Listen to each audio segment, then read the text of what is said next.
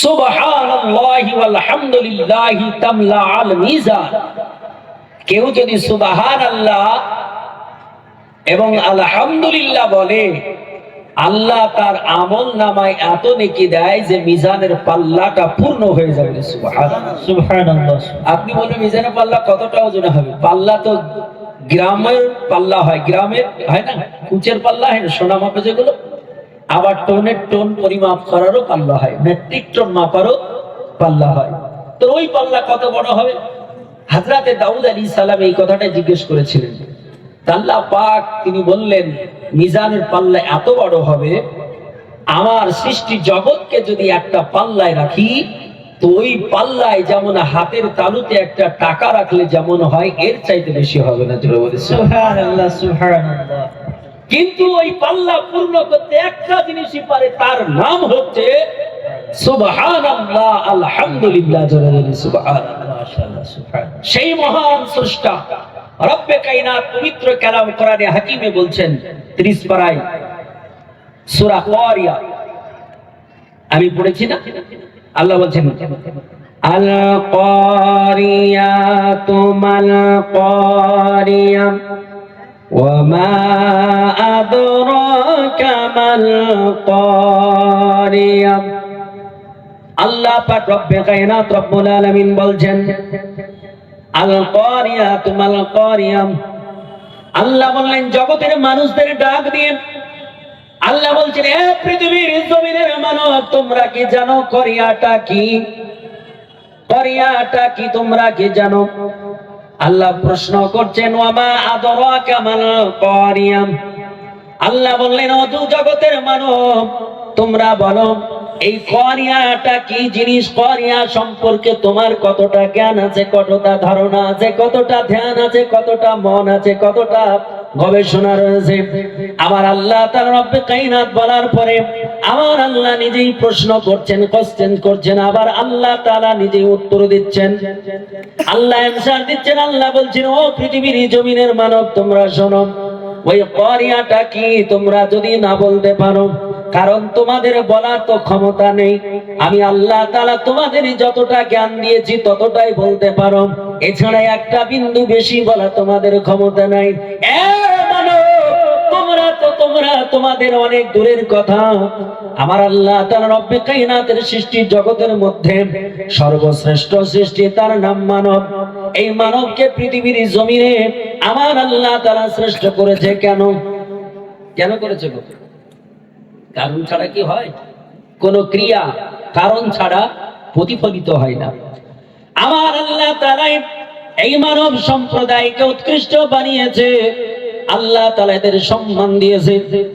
আমার আল্লাহ তাআলা রব্বে কায়নাত রব্বুল আলামিন কোরআন পাকে বলেছেন, কেন দিয়েছে ইনশাআল্লাহ বলছি, শোনো। তবে আল্লাহ তাআলা সম্মান দিয়েছে কত, তাদের দাম দিয়েছে কত। আমার আল্লাহ তাআলা পৃথিবীর কোন মানুষকে, কোন সৃষ্টি জগৎকে বোঝানোর জন্য আমার আল্লাহ তাআলার কসমের কোনো প্রয়োজন হয় নাকি? হয়?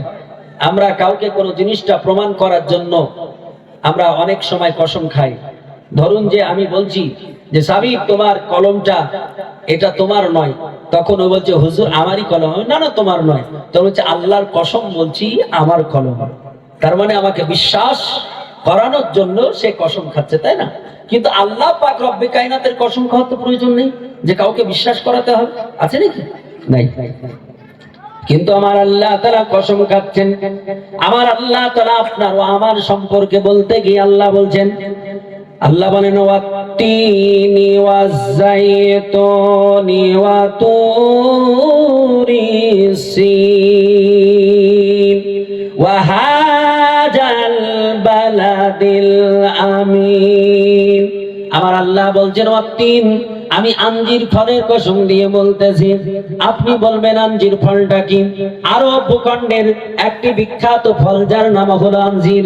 এই আঞ্জিরটা হলো আমাদের দেশের ডুমুর যেমন দেখতে মনে হয়, ডুমুর যেমন একটি ফল, এই ডুমুর আকৃতি একটি ফল যার নাম হলো আঞ্জির। এই আঞ্জির ফলটা আমার আল্লাহ তাআলা কোরআন পাকে তার নাম দিয়েছেন। আঞ্জির ফলটাই এমনই একটা ফল, আঞ্জির ফল যদি দুনিয়ার কোন মুসলমান বা অমুসলমান, পৃথিবীর কোন মানুষ যদি যদি দৈনন্দিন খায়, আপনি শুনে রেখে দিন, পৃথিবীর কোন ফলে এত যৌবন শক্তি নেই যত শক্তি আমার আল্লাহ তাআলা আঞ্জির ফলে রেখেছে। পৃথিবীর জমিনের মানব কান খুলে শোনো, এই আঞ্জির ফলের গুরুত্ব আল্লাহ তাআলা কত দিয়েছে। আমরা গ্যাস গ্যাস গ্যাস গ্যাস করে সব মরে যাই, বলে আমরা গ্যাসে সব শেষ হয়ে যায়। দুনিয়ার মানুষ, প্রতিদিন যদি তুমি সকাল বেলায় একটা করে আঞ্জির ফল খেতে পারো, তোমার গ্যাসের নাম কোনোদিন নিতে হবে না। সুবহানাল্লাহ, সুবহানাল্লাহ। যাকে তাকে কি আল্লাহ কোরআনে দেবে নাকি জায়গা? অনেক কথা আছে, তো আমি ওদিকে যাচ্ছি না। আল্লাহ বলছেন আঞ্জির ফলের কসম দিয়ে বলছি, ডুমুর আকৃতি ফলের কসম দিয়ে আল্লাহ বললেন, আল্লাহ বলছেন আজ-জাইতুন, আমি জাইতুনের কসম দিয়ে বলি। জাইতুনটা কি? আরবের একটি বিখ্যাত একটি গাছ, যার নাম হলো জাইতুন। এই জাইতুন গাছটা এত গুরুত্বপূর্ণ গাছ। ও পৃথিবীর জমিনের মুসলমান, আমরা টুথপেস্ট ব্যবহার করি, আমরা কত রকমের পেস্ট ব্যবহার করি, তারপরে আমাদের দাঁত উঠাতে হয় কি হয় না? হ্যাঁ, আমাকে তো আমার ডাক্তার বলেছে আপনার দাঁত খারাপ হয়ে গেছে, সিল করতে হবে, বুঝলেন কিনা? হ্যাঁ, মুসলমান শোনো, আজকে এত দামি কোম্পানির, ব্র্যান্ডেড কোম্পানির পেস্ট ব্যবহার করার পরও আমাদের দাঁতগুলো খারাপ হয় কিনা?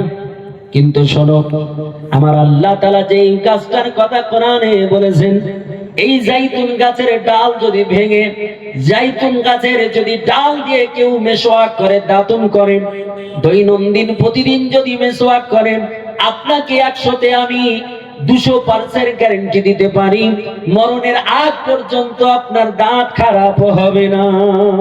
সুবহানাল্লাহ, সুবহানাল্লাহ। আর আপনার পেস্ট লাগবে না। জাইতুন এমন একটি গাছ, যে গাছের দাঁতন যখন করবেন হালকা হালকা ফানা হবে, বিনা পেস্টে। বুঝছেন কিনা? আমরা প্রায় মানুষ বলছি কোমরে ব্যথা, হাতে ব্যথা, বুকে ব্যথা, ব্যথা ব্যথা করছে কিনা? আল্লাহ তাআলা যে জাইতুন তৈরি করেছেন, এই জাইতুনের তেল যদি আপনি ব্যবহার করেন, ব্যথাকৃত জায়গায় যদি তেল লাগান, আমার আল্লাহ তাআলা ওই গাছের এত গুণ দিয়েছে, ওই গাছের বীজের তেলে আপনার ওই ব্যথাকে দূরীভূত করে দেবে। সুবহানাল্লাহ, মাশাআল্লাহ। আয়ুর্বেদিক যারা চিকিৎসা করে, তারা ও তেলটা বিক্রি করে, কত আপনার দাম জিজ্ঞেস করবেন, খুব দামি।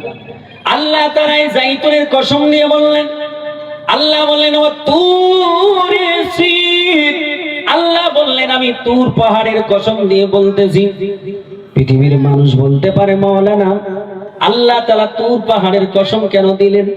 তুর পাহাড়টা তো বেশি বড় উঁচু নয়। পৃথিবীর জমিনে যদি উঁচু পাহাড় থাকে, আমরা তাকে ভূগোলে দেখেছি, যার নাম মাউন্ট এভারেস্ট। কত উচ্চতা? 8848 মিটার নাকি? এত উচ্চত পাহাড় আমার আল্লাহ তাআলা তার নাম কোরআনে দিল না। আমাদের পার্শ্ববর্তী রাষ্ট্র কাঞ্চনজঙ্ঘা চীনের মধ্যে রয়েছে, ওই চীনে কাঞ্চনজঙ্ঘার নাম দিল না। আমার আল্লাহ তাআলা টাইগার হিলের নাম কোরআনে নিলেন না। আমার আল্লাহ তাআলা বললেন ওয়া তুরি সিন, আমি তুর পাহাড়ের কসম দিয়ে বলি। আল্লাহ তাআলা তুর পাহাড়ের কসম কেন দিলেন? ও পৃথিবীর জমিনের মানব, তার একটাই কারণ হলো ওই তুর পাহাড়ে আমার আল্লাহ পাকের নূরের ঝলক পড়েছে, আর আমার নবী মুসা কালিমুল্লাহর পদধূলি পড়েছে। সুবহানাল্লাহ, সুবহানাল্লাহ। বুঝেন কিনা? আল্লাহ নবী মুসা আল্লাহকে বলেছিলেন, আল্লাহ रब्बी आरीनी, मैं आपको देखना चाहता हूं, मैं आपको देखूंगा। अल्लाह ताला रब्बे कायनात ने इरशाद फरमाया, लन तरानी या मूसा, आए मूसा तुम नहीं देख सकते हो। बोले आए अल्लाह क्यों नहीं? अल्लाह ताला इरशाद फरमाता है, मूसा तुम देखने का काबिल नहीं हो, तुम्हारा आंख की रोशनी की पावर ऐसी नहीं कि मेरे जो ये नूर है, नूर को बर्दाश्त कर सके। लेकिन उन नबी ने क्या कहा? बोले आए अल्लाह रब्बी अरीनी, मुझे दिखा दे, एक मर्तबा दिखा दे, एक लम्हा दिखा दे, एक पाल दिखा दे। अल्लाह इरशाद फरमाता है, आए मूसा अगर इतनी शाख है तो तुम आ जाओ तुर पहाड़ पे और अपने इस आंख को ढक कर आ जाओ। अरे अल्लाह, मैं अगर आंख को ढाक लूं तो देखूं कैसे? চোখ যদি ঢেকে নি দেখতে পাবো? আল্লাহ বলছে দেখবি তো চোখ ঢেকে আয়। বিপরীত কথা হচ্ছে না? আরে দেখার জন্য তো চোখ খুলতে হয়, আল্লাহ বলছেন চোখ ঢেকে আয়। বলেন কি না? আল্লাহ নবী মুসা তিনি চোখ ঢেকেই গেলেন, চোখে পট্টি লাগিয়ে গেলেন, কারণ আল্লাহ পাকের নূর, এই নূরের তাজাল্লি তিনি সহ্য করতে পারবেন না। যখন গেলেন আল্লাহ একবার নূরের ঝলক দিলেন, এক নূরের ঝলকে ওই পাথরের তৈরি পাহাড়টা এখন পর্যন্ত পুড়ে সুরমায় পরিণত হয়ে রয়েছে। বলে সুবহানাল্লাহ, সুবহানাল্লাহ। আমার আল্লাহ বলেন ওয়াহাজাল বালাদিল আমিন। আল্লাহ বললেন আমি ওই শান্তিপূর্ণ শহরের কসম দিয়ে বলি। শান্তিপূর্ণ শহর কোনটা? যেই শহরের কথা আল্লাহ তাআলা কোরআনে বলেছে, ওই কথাটা বেদের মধ্যে হিন্দু ধর্মের ধর্মগ্রন্থ কল্কি পুরাণে বলা হলো। ওই কথাটা কল্কি পুরাণে এমন ভাবে বলা হয়েছে, সোম বলে বিষ্ণু যশাস গৃহ পদ্রা ভাবা মহাম সমতাং বিষ্ণু যশা গর্ভ মধাবশ্যমা। সংস্কৃত ভাষায় কল্কি পুরাণে বলা হয়েছে যে সোম বলে বিষ্ণু যশাসে গৃহ পদ্রা ভাবা মহাম সমতাং বিষ্ণু যশা।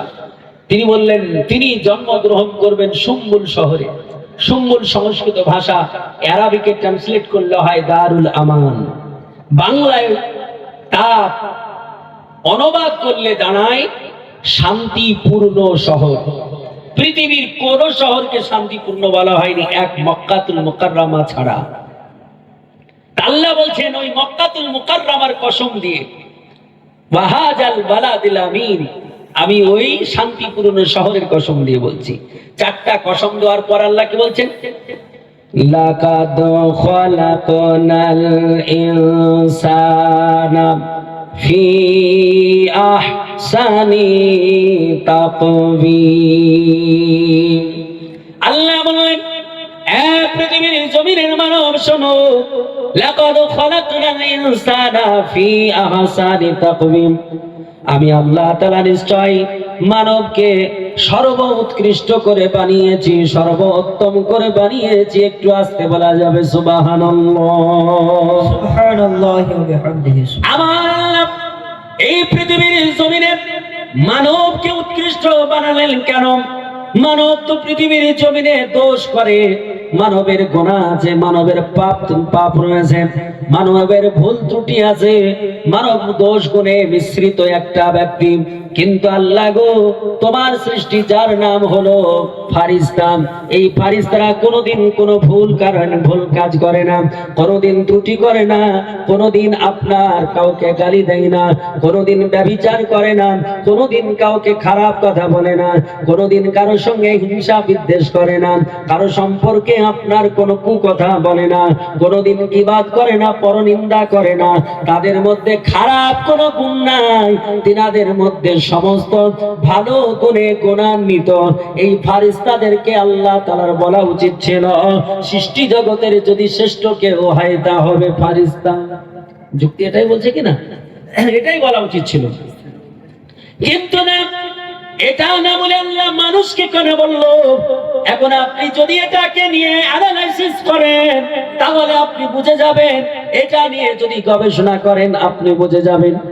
আল্লাহ তাআলা ফারিস্তা মণ্ডলী কোটি কোটি কোটি কোটি মিলিয়ন মিলিয়ন বানিয়েছে, কিন্তু ওই ফারিস্তার মধ্যে আমার আল্লাহ কোনোদিন কাউকে নবী বানায় নাই।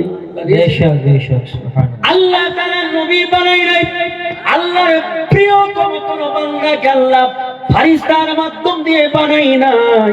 কিন্তু আমার আল্লাহ তাআলা সারা পৃথিবীর জমিনে সারা আসমানের বুকে আল্লাহর সৃষ্টি জগতের মধ্যে শ্রেষ্ঠ যিনাকে বানিয়েছেন তিনাকে আমার আল্লাহ তাআলা মানবের ভিতর দিয়ে তৈরি করেছেন, মানবের ভিতর দিয়ে পৃথিবীর জমিনে নিয়ে এসেছেন। তিনি আর অন্য কেউ নন, তিনি হচ্ছেন আমাদের গুরু, মহাগুরু, জগৎগুরু, মহাবৈজ্ঞানিক হযরত মুহাম্মদুর রাসূলুল্লাহ সাল্লাল্লাহু তাআলা আলাইহি ওয়াসাল্লাম। জোরে বলি সুবহানাল্লাহ। সুবহানাল্লাহ। মহাবৈজ্ঞানিক, যিনি বিজ্ঞানের মানে ঠাকুর দাদা নয়, ঠাকুর দাদারও দাদা নাকি, যিনি মহাবৈজ্ঞানিক। আমি ওনার ব্যাপারে একখানা কিতাব লিখেছি, রিসেন্ট পাবলিশড হলো কিতাবটা আমার। মহাবৈজ্ঞানিক, কে সে মহাবৈজ্ঞানিক, আমার কিতাবটার নাম কে সে মহাবৈজ্ঞানিক, প্রশ্ন চিহ্ন, বুঝলেন কি না?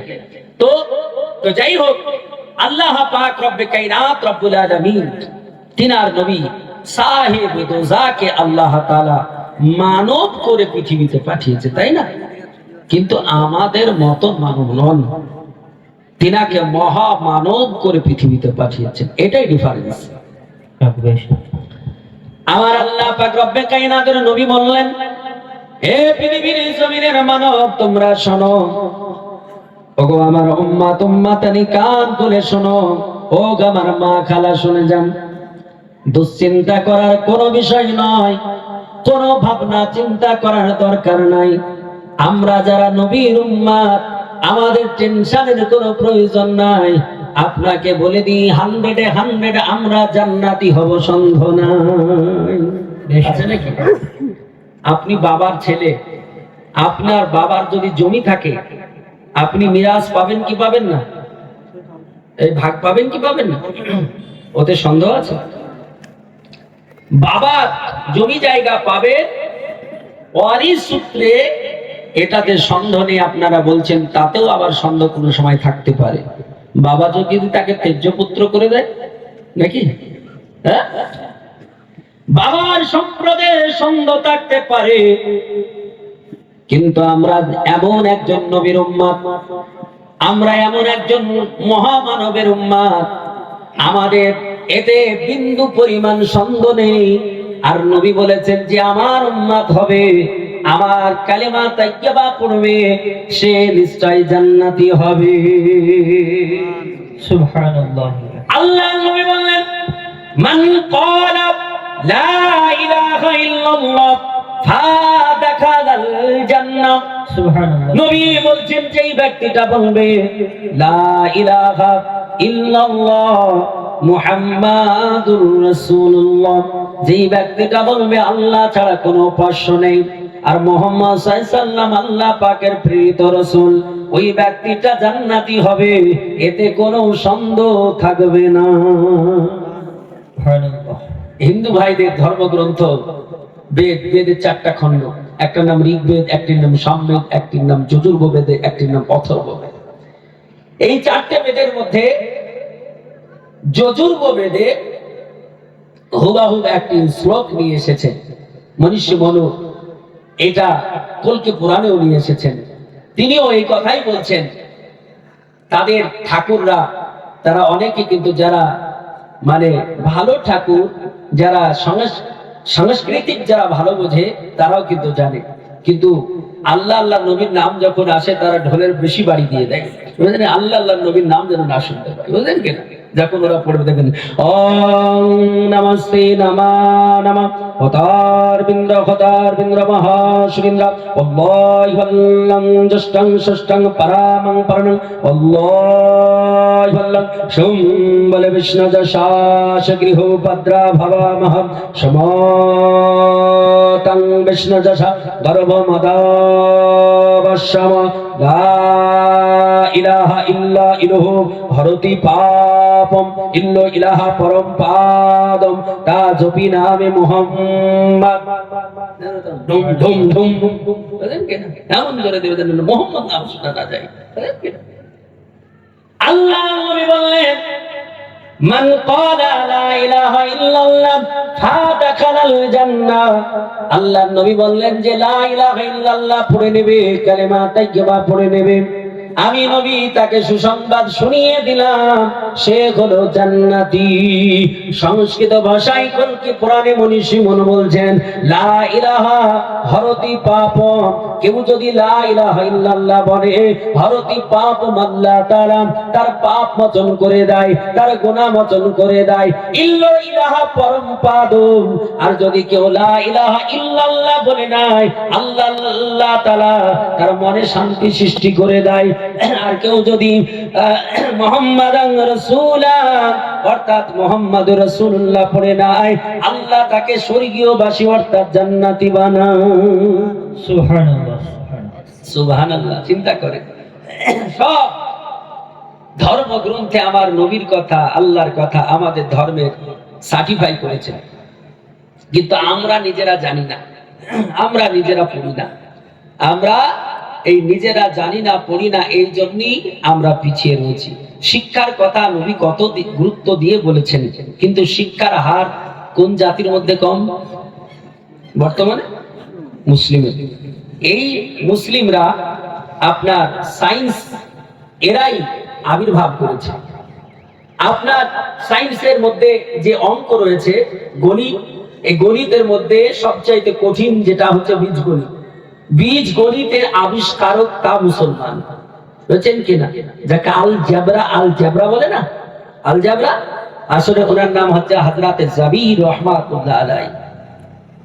এই আপনার চিকিৎসা বিদ্যা, এই চিকিৎসা বিদ্যার প্রথম চিকিৎসা বিজ্ঞানী তা হচ্ছে মুসলমান, আল ফারাবি। মহান একজন চিকিৎসক। এই পৃথিবীতে যত মহান কিছু করেছে তা মুসলমানরা। কিসের বলে? শিক্ষার বলে। কারণ নবী বলেছেন, আমার রাসূল বলেছেন যে তালাবুল ইলমি ফারিদাতুন আলা কুল্লি মুসলিমিন ওয়া মুসলিমা, প্রত্যেকটা মুসলমান নর ও নারী উভয়কে শিক্ষা করা অপরিহার্য কর্তব্য। কিন্তু আমরা শিক্ষা থেকে দূরে। বই আপনারা প্রতিদিন না হলেও 2 লাইন পড়েন, এইরকম কড়া লোক হাত উঠাতে দেখি আছে? প্রতিদিন 1 পৃষ্ঠা 2 পৃষ্ঠা বলছেন, 2 লাইন পড়েন, এইরকম কতজন ব্যক্তি আছে? এত বড় মাহফিলে 50 জন পাওয়া যাবে না যে প্রতিদিন বই পড়ে। পাওয়া যাবে? 10 জন